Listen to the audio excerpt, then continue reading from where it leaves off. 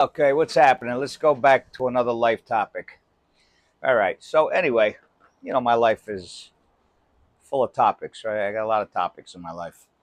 So let's talk about one of them.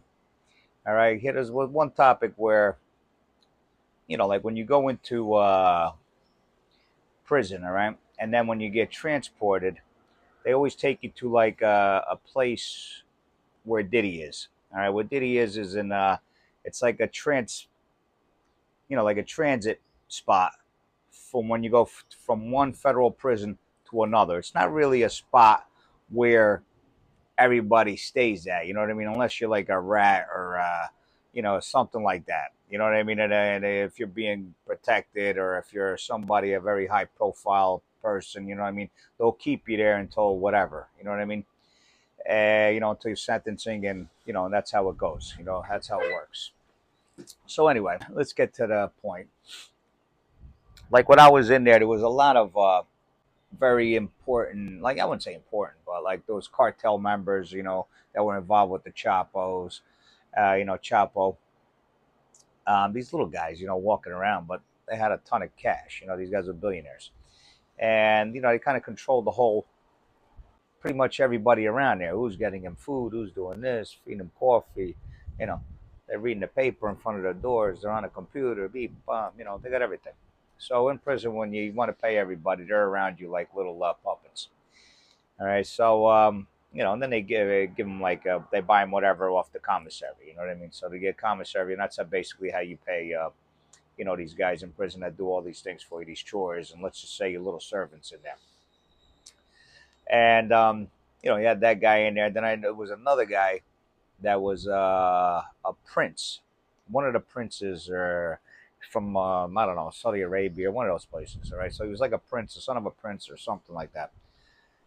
And while I was in there, this guy was every day on the phone trying to get out of there. You know what I mean? This place, it's like the pits in there. You know what I mean? So he ends up getting a hold of Mayor Giuliani at the time. Used to be Mayor Giuliani, right? But now he's an attorney. Obviously, he's an attorney, and he gets Mayor Giuliani. I think he charged him like 20 million, right? Bam, he was gone the next day. I don't know where he went. I don't know if he was out on bail. I don't know. Whatever happened, he was gone the next day. So it's as simple as that, And I don't know what they got him. They got him on his yacht or something out there. I don't know what he was doing. He was somewhere in the States or something like that on his yacht, and he wasn't supposed to be. I don't know for what reason, what the case was, or what it was about. So they ended up arresting him, and he was in there for like quite a bit. The time that I was in there, he was there. You know what I mean? So I was in there maybe 2 or 3 weeks during my transit. That's how long these transits sometimes last. And let me tell you something. These places, it's not a good spot. All right. So P. Diddy is being held right now while his case is going on, and then they're gonna obviously once they sentence him, and then then he'll get transferred to whatever prison he's gonna do the rest of his time in. But this isn't really the spot that you actually do your time in. It's more like it's you got like a little it's you got no like it's terrible. All right, it's just terrible. Put it that way, it's terrible. So another time, there was also, I remember when I got in there, there was a big beef with MS-13 and the Bloods or some other gang.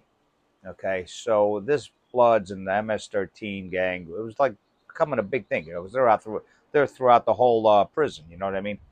And they literally had to get like the head of one of the big heads from another prison and bring him there to calm things down, because that's how crazy it was getting. People were getting stabbed and everything else. So I mean, it was getting pretty crazy, and so they had to bring in the main guy.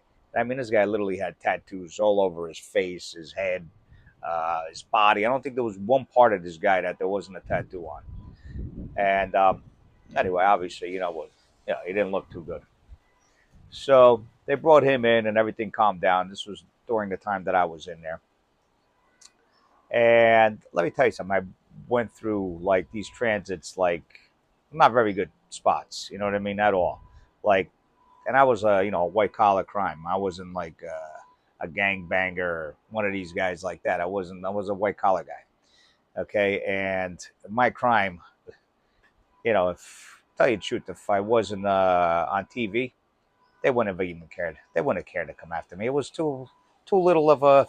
Why would the feds be involved in that? You know what I mean? My thing was like a little thing. They were talking about a $500,000 in credit lines that I had on 2 properties that I owed that I proved that I didn't have, that I didn't know, and I still didn't care. It was either I went to trial or I took the plea. So whether I had proof that I didn't know no money to anybody, it didn't matter. All right. So now the chances were, even though you had the proof, okay, you go to trial, they're going to come up with something. All right. And you're going to go away. All right. 98% of the time you go away. Now, I don't like to bring up other people. Okay. But from what I understand, I don't really know, the whole scenario with the Chrisleys and this, that, and the other thing. I'm just, saying from what I do know. What I did talk to the daughter at one time about, and she basically, they went to trial. You know what I mean? That's why they got so much time. But if they didn't go to trial, they probably would have been coming out at the same time right now anyway. You know what I mean? Which was a good thing that, they got pardoned, because they would have had to spend excessive time, extra time, just for going to trial. But they would have been coming out at the same time right about now anyway for their crime. You know what I mean? Because it's depending. You know what I mean? But I don't think they would have got. I think they did what, 2 years or something like that, 2.5 years. I'm not sure what they did. Okay, so whatever time they did was justifiable for what they got charged with, whether they did it or they didn't do it. You know what I mean? A white collar crime is basically around that time, anywhere from a year to 5 years. You know what I mean? Then you come out.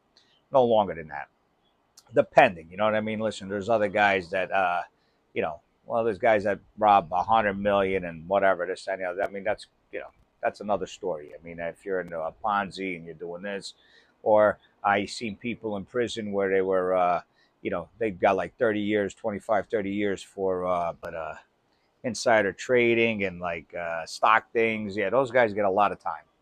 All right. But things like this, when it has to do with, real estate stuff and, fraud and whatever, stuff like that, it's usually between 1 and 5 years. So they, they shouldn't listen. I don't wish any prison time on anybody. Okay. Because nobody wants to be in prison. All right. It doesn't matter whether you're in and I believe that they were in a camp as well. You know what I mean? That's where my ex was, in a camp.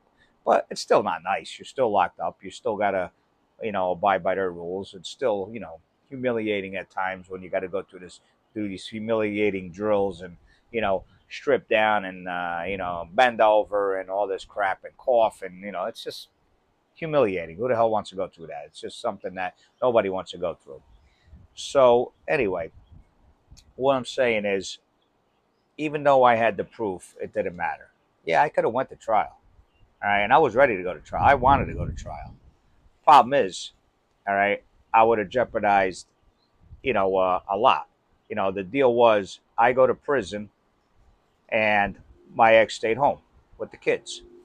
So now if I would have went to trial, I would have jeopardized that, as well as my ex going to prison, even though she went to prison anyway, because the judge decided to change her mind, all right, for whatever reason, which never happens. So they were gunning more for my ex than they were for me, I believe. Definitely. All right. So, I mean, it was like a real hectic day in court that day when that happened, because that should have never happened. When you cop to a plea, that's it. The plea is the plea. You go to the judge, and you normally they're like, all right. So then well, all right. So, Joe, you understand, blah, blah, blah, this and that. Yeah. Okay. So you do accept the plea, and usually that's it. Boom. $10,000 fine, $10 million fine, whatever it is. See you later. That wasn't the case that day. It went on all day, that sentencing. It was torture. And I still cringe from that day. Anyway, so my poor ex gets sentenced and goes away for a year. I get sentenced. That wasn't supposed to be. Now, if I knew that was going to happen, I would have went to trial. I would have went to trial, and whatever time we got after that. You know what I mean? Either way, we got time anyway. But I didn't think I was going to actually get deported after that as well. You know what I mean? I've been in the States since I was a year old. So, and I came in legally. I literally came in legally with my papers, okay, with my green card. You know, I came in legally. My whole family came in legally. Well, at the time, it was only me, my father, and my mother. Okay, so my mother and father didn't speak no English. I came in, I was a little baby, and basically that's how we came in then. You know what I mean? We came in, you got our green cards. We all got our green cards. My father became a citizen when I was 7 years old. My mother didn't become a citizen until I was 19 years old. If she would have been a citizen when I was 18 years old, I would have automatically naturalized into a citizen. So didn't happen. So that from that little thing right there is actually what kept me from staying in the States, which was ridiculous. You know what I mean? Ridiculous. But I mean, that's the law. All right, that's the immigration law, which doesn't make any sense. So we tried so many different things. All right, none of them worked. Basically, just got, you know, let's just say the shit end of the stick. Okay, basically got the shaft. All right, and just for being on a reality TV show, you know, because if I was anybody else, that would have never happened. They would have never even came after me. They wouldn't have cared. It wasn't a big enough case for them to come after me. There was no money involved. There was nothing involved. It was just pure he, boom, you know, because I was on the show, maybe because my ex showed money, maybe because this. I don't know. It was a combination of all kinds of BS. And, you know, I had to take the fall. What am I going to do? You know, I had no choice. All right. And believe me, I had the money to fight it. It was just, you know, you either take the chance or listen to my lawyers. And I took the plea and did whatever. I mean, you're supposed to listen to your lawyers, right? But let me tell you something. Most of the times you're better off not listening to your lawyers. But unfortunately, that's what you pay them for, or, you know, paying for it. You're supposed to listen to them. You know, unfortunately, it is what it is. And you know, listen, now I'm here in the Bahamas and I'm doing my thing now, right? You know what I mean? So, and I'm making the best of it. Would I like to be in the States one day? Yes, visiting my kids, of course. Do I want to miss another graduation? No. Do I want to miss anything else? No. All right. So therefore, I'm going to do everything I can, all right, to get back there, to hopefully be there when they're graduating, when they're, you know, whatever it is, getting married, because they're getting older now. I mean, already 8 years, 9 years went by. It's crazy, you know, and every kid should have their parent by them. You know, every kid should have their parent. You know what I mean? Unless it's a, you know, the kid loses a parent or whatever, you know, and, you know, it's all in God's hands. You know what I mean? We don't have no control over that. But I mean, at the end of the day, if the parent is around and, you know, he should be around his kid. Okay? I did my time. That's all I'm saying. Time is done.